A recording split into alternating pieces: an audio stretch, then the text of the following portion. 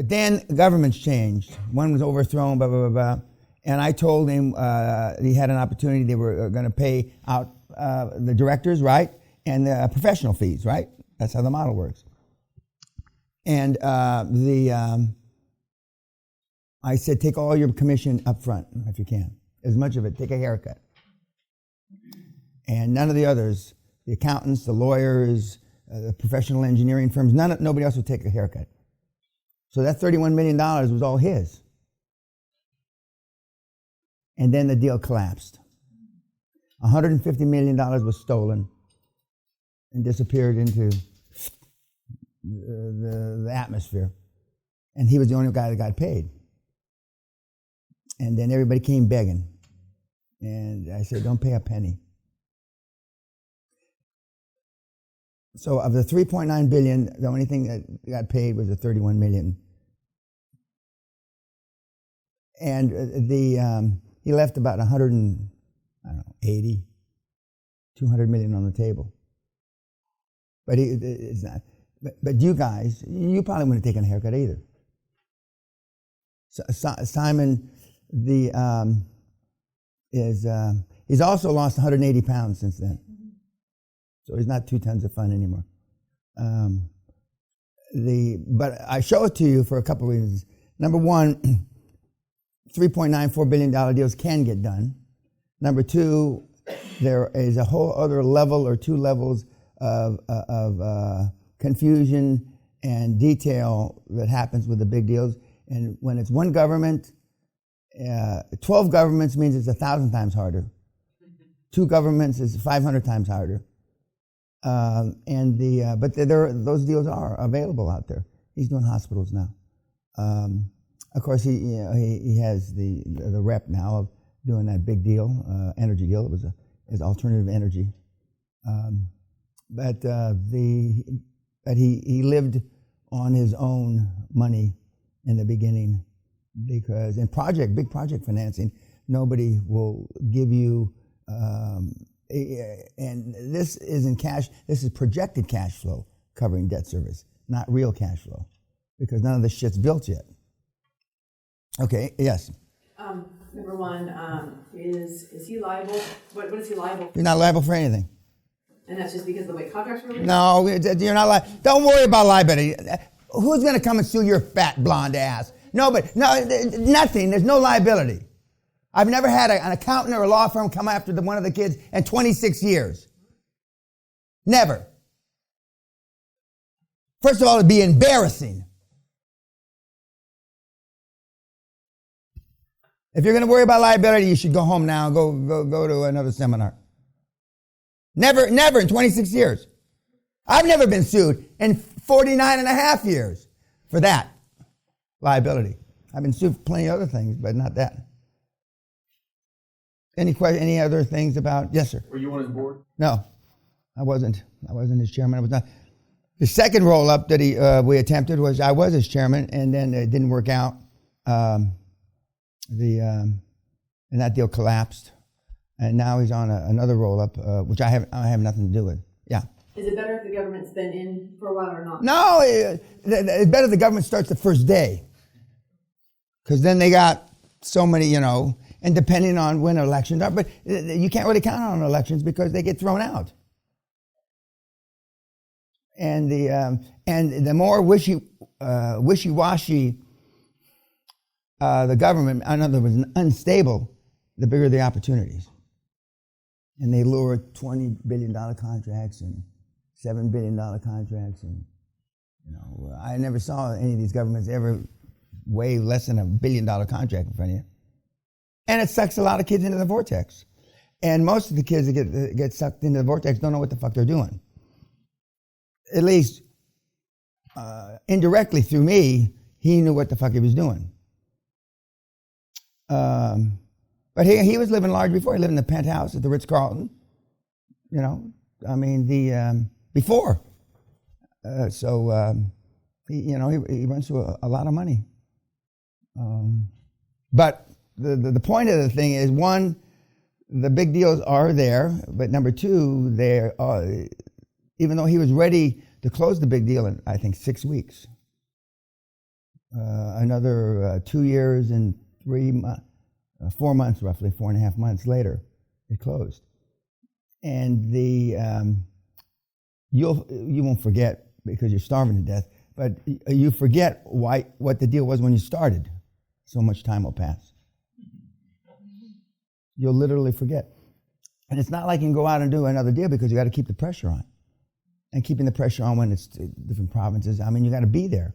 You can't put the pressure on with a fucking, like you do now, with a text. Yeah.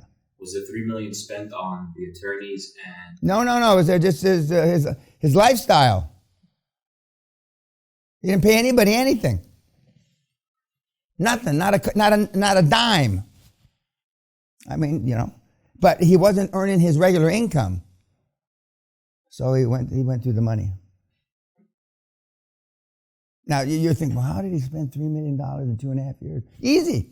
If that's the way you live, I mean, fuck, I spend multiples of that. But in your $800 a month cold flat apartment that you got, and your fucking whatever kind of little chicken shit car, I mean, you pay $218. Whenever I go back to the United States and I see no money down cars, BMW, $288 a month. And then you read, then I freeze the TV screen so I can go and read the fine print, you got to put $5,000 down, and not everybody lives that way. So he wasn't a hand-to-mouth, although he had a lot of hand because he ate a lot. But I've seen him go through personally a case of champagne, a couple bottles of scotch, a half a bottle of cognac at one sitting. No problem. But when you weigh 440 pounds, he could eat all the hors d'oeuvres that came the first night,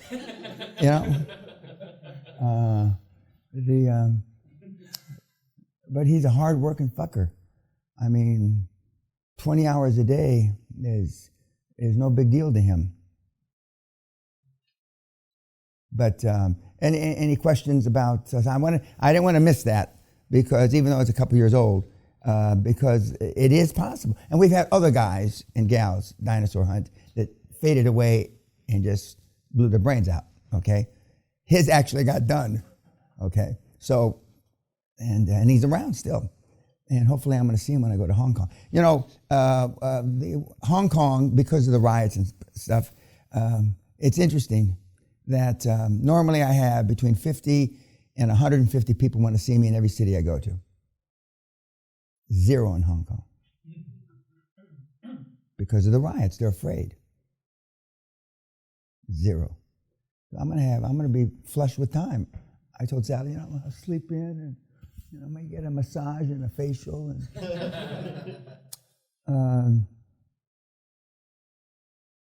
anything else about? Yes, sir. We didn't have any government security clearance issues. What? Government security clearance issues. Like, for example, no, there aren't any. You're worrying about shit that doesn't happen. It doesn't happen. He's not a Malaysian. No, he's not. A Malaysian will go do business with a fucking devil. You don't need any fucking security. You think you need a security clearance to do business in Malaysia? What are you smoking? He would need it in the U.S., right? Yeah. Well, it depends. Yeah, he may. But if to build an energy plant, you don't need any fucking security clearance. How do you come up with these questions? Why not? What do you mean, why not? So I can't do business with the U.S. government Because why? Nationality issue. So I'm just curious to know if you had any such issues. Well, but the U.S. government is the most restrictive government on the planet. Okay, once you get on the tit, you chew that nipple till it falls off. Literally. Okay. And I know guys that still have pieces of tit in their fucking teeth. You know how you get teeth, toothpicks to take the tit out. You're worrying about shit that doesn't happen. You don't need security clearance to do business with Canada either. Canada, I mean, they roll over, they lift their legs, you can fuck them in the ass. I mean, where do you get this shit from these guys? I mean, where do you come up with this shit? Because you're looking for a reason why you can't do it. That's the reason why you come up with all this shit. Oh, well, fuck security, fuck that, I can't go there now. Security clearance. That's like saying the guys in Oklahoma can't come in. Well, guys in Oklahoma shouldn't be able to come into Texas, but that's a whole other story. Okay? But I mean, I can't come into Texas, a different fucking state. I probably need a security clearance to go to Houston or something. None of all that was bullshit. None of that. You will not be precluded from doing business almost anywhere. There are restrictions in Russia, and there's a few restrictions in the Ukraine and China. Sally and I found no problem making money in China, but there is a problem getting it out. Because they want you to leave the money there for infrastructure. But there's no problem making money. There's no problem setting up companies. There's no problem building dream teams. There's no problem finding people that speak English. The upper echelon of the Chinese business pretty much all speak English. Maybe a little broken English, but they speak English. Anything else about... yes, sir. He said he went to a few lawyers and a few account firms. But when you say, okay, you don't like this accountant anymore, you just... Throw him out. Yeah. I mean, literally, well, in his case, I think he did throw a couple little fucking Chinese accountants physically, but yeah, you just fire them. See, you guys have dealt at such a low level of business. I mean, you heard an uncle, don't get a lawyer. Lawyers are cheats. They are. Cheats, thieves, crooks, and they cost too much. That's all true. But they're a necessary evil. Litigation is a business tool. And you have a thing in the, I think it's on my site, not even on the gig, the 28 rules of business litigation, which law schools use in Ireland, the United States, and Canada. My 28 rules of litigation. You don't even have to know all 28. All you have to know is one. Get the best lawyer you can afford. If he's not charging you $2,000 an hour, it's the wrong guy or gal. $2,000. Not 190 or 340 like your fucking morons charge you.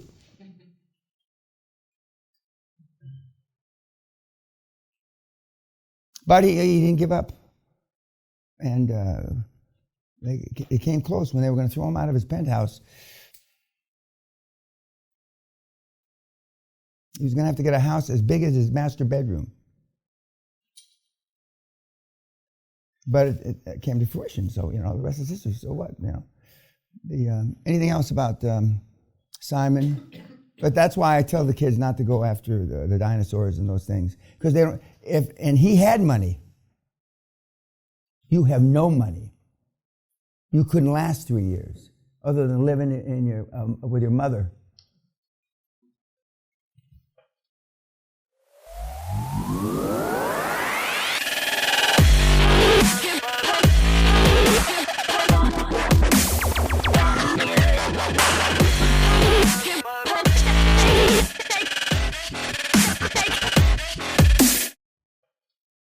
And that's the difference. And that's why I say 1 million, 3 million, 5 million, 7 million, 10 million in deal size, enterprise. By the way, enterprise value means total value of the deal. So when you got 1 and 3 is 4, okay? And 5 is 9, and 7 is 16, and 10 is roughly 25, 26. And then you got something to deal with. Then you can live off of the cash flow of those deals and go hunt dinosaurs or I recommend elephants first, then dinosaurs. Even though I like elephants. I could never shoot an elephant but in my heyday, but elephants, then dinosaurs. And but they're around, believe me. There are still to this day the pipeline that Trump approved. I was part of one of the first bids for that pipeline 30 years ago. But the environmentalists and everybody and their dog kept it. And then finally, I couldn't have waited 25 years. But I mean, some of the guys, many firms went bankrupt bidding and renewing the lease on the property that the pipeline went across and renewing it. Well, that fucking pipeline's never going to happen.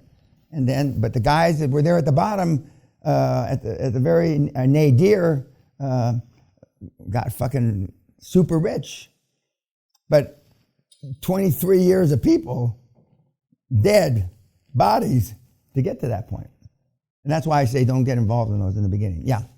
Let's say if you did a few deals. Cold calling motherfucker. Go ahead. Let's say you have a few deals being done. Yep. And then you want, let's say, a $10 million deal. But they don't want to sell. So then next. Yeah, but if they have some kind of debt, can you buy their debt? Oh yeah. You can buy it. If for those of you that are in business, if you've ever missed a payment on your debt, as they say in the Netherlands, and not everybody, but at least 50% of the people in business have missed a debt payment for something. I can go to that bank. I can go to ING Bank, and I specify this guy, and I can buy your note, even though you're current now, because you breached the loan. That breach is cured in dollar terms or euro terms, but it's never cured. Cured meaning fixed forever. It's always in breach. So I can go buy your fucking note. Then I show up at your door and say, "Hey, asshole, I'm the new debt holder." And I'll call the note. You're in breach. And I throw you out in the street like a dog. No, I wouldn't throw a dog out. Maybe a cat, because I'm not hot for cats. But I throw you in the street like a fucking, a used condom. But they don't throw a condom. They probably put them in the toilet, don't they? That's a bad analogy. Okay. But you know what I mean. They throw you out. So for those of you that are missed a debt payment, you're fucked. But nobody does that. But Carl Icahn did it to Donald Trump about 10, 12 years ago. And that's how he wound up with Donald Trump's casinos in Atlantic City. So just one part of the debt? Just one. Pay. No, it's whatever the debt is collateralized by. Okay. And that's how Carl Icahn wound up with the casinos in Atlantic City. And then when Trump was saying he was going to appoint Carl Icahn as Secretary of Treasury, I said, they hate each other, supposedly. I mean, that ain't going to happen. But for you morons, you don't know that, so he's going to have to pick somebody else for Secretary of Treasury. But Carl Icahn, he did it for, 100 and some millions, and he cured the debt, and he bought the debt. But I mean, it happens not where you guys live, but it happens all the time. It happens all the time at a higher level. And What is it actually called, that process? it's called debt recapture. And besides that, you could buy notes for specific industries. There's a market. Absolutely. Yeah, then you can just You can buy notes. You don't have to wait. You can buy notes knowing in the oil business, when oil was at above $100 a barrel, I told the kids in the seminar, go buy notes for oil. And when it dropped to 25, 30, 35, I mean, they foreclosed and they were picking up oil assets left, right, and center. But I'm pretty sure I was the only guy in the world that was telling you to, because I knew oil wasn't going to, but then when oil went from 100 to 120, the little kids, Dan was wrong about this. But then when it was 25, 4 months later, fuck that guy, that old fucker, that old bald fucker, he's a smart son bitch.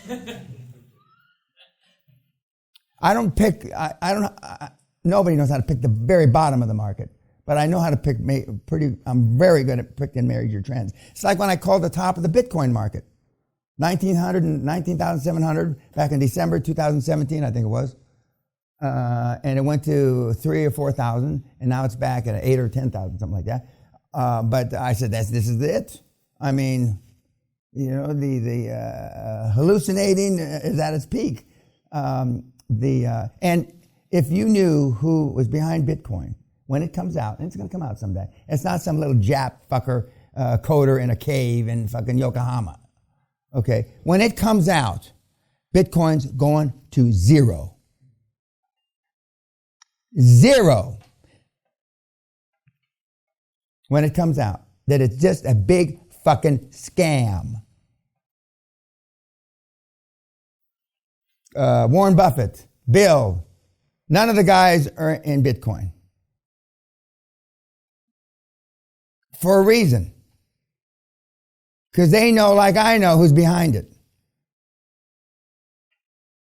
Some people pay to come here with Bitcoin. God bless you. Allah be with you. You got something out of it. Anyway. It's like tulip bulbs. The Dutch. They started being a thief. They memorialized how to steal with regularity from a stock market. The first burst, the first stock market in the world was 1535, 1536 to facilitate buying and selling tulip bulbs. Tulip bulbs. So no wonder it's in their DNA. They can't help but steal.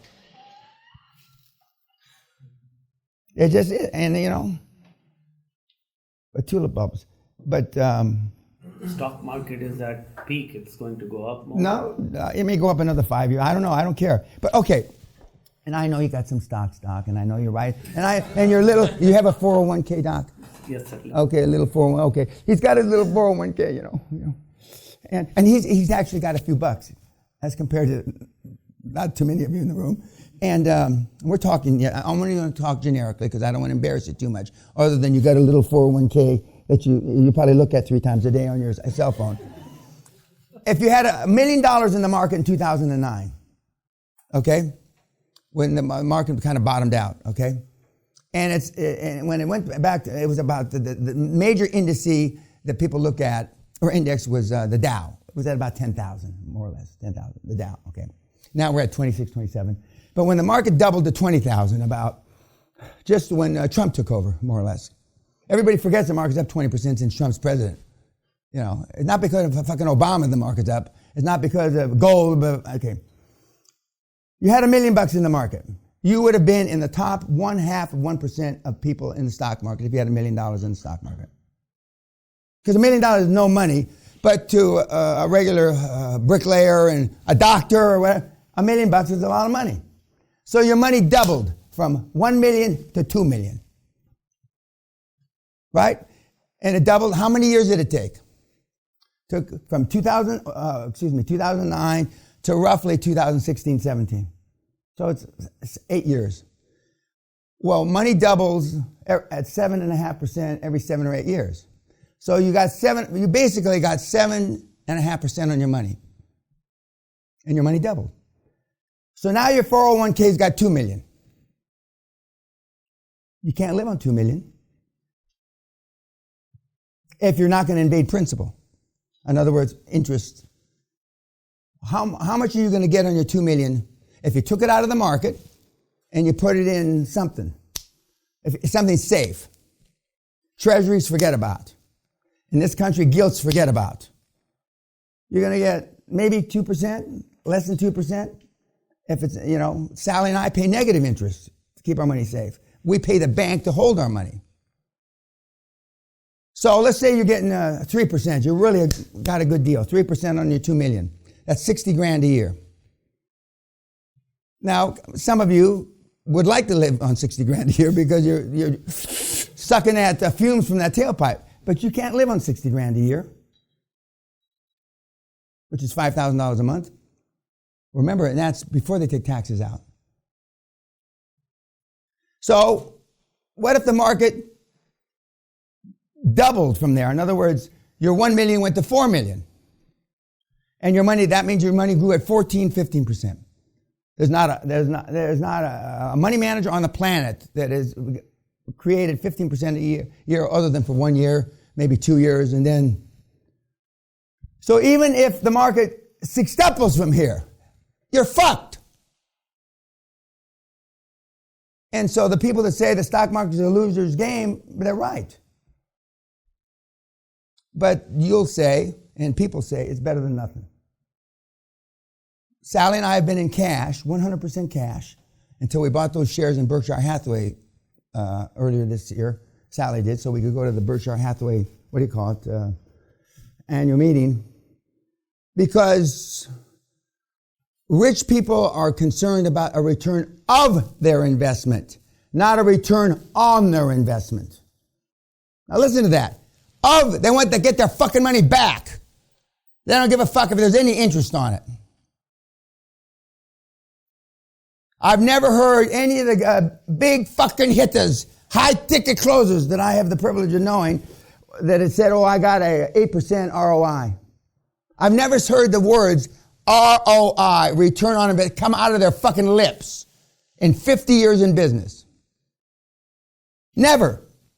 I've heard them say, I tripled my money last year, Dan. And then you can back up to see what that means. That means for every dollar, they got $3 back.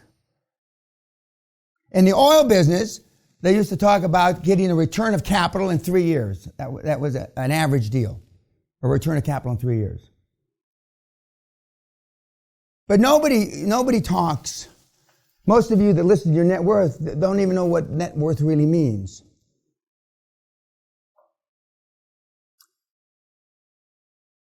So the marketplace, and that's why things like Bitcoin can go crazy.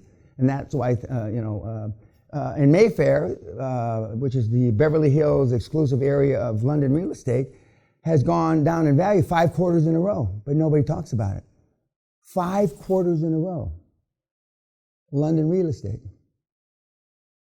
5 quarters in a row. Because they're afraid if they talk about it and put it, it'll be a self-fulfilling prophecy. We'll have a run. Commercial real estate in New York City, Manhattan, just experienced its 6th quarter in a row down. CNN not talking about it. Fox News isn't talking about it. The New York Times isn't talking about it. So we're going to look back 3 years from now and probably find out the top of the market has already happened. So you're already dead. By the time the little mooch that's got $106,000 in the stock market finds out, it's already worth 40. Because you think it's going to come back. Right?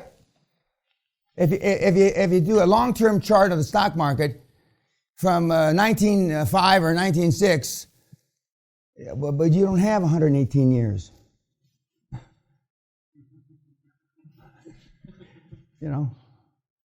114, whatever comes out. I never heard the Greeks one time talk about, I made 10 times my money. 3 times their money they wouldn't even be bragging about. And nobody in this room, maybe one, has ever made 10 times your money on anything. I have. So your whole frame is wrong because your parents. And if I listened to my dad, Pension Peña, who just collected little pensions, I wouldn't thought that. I wouldn't be thinking the way I think. But then I was exposed to Costa Grazos, the Onassis people, and a lot of very rich people. And I never heard them talk about that. I never heard them talk. Any questions about Simon? Other than, for those, you can do it. You can do it. But you have to start, like he says, if you're going to try, forget about it. You have to be willing to die in the saddle. Literally. Die in the saddle. And we've had a number of them over the years. A number of them. But normally, I don't dwell on those guys and a couple gals because I don't want you to then selfishly, everybody, because only 1 out of 10 or 1 out of 20 succeed at dinosaurs. Not because the dinosaur isn't there, but you underestimate geometrically what it takes to get that dinosaur. Time and money. Okay, YouTube, thank you.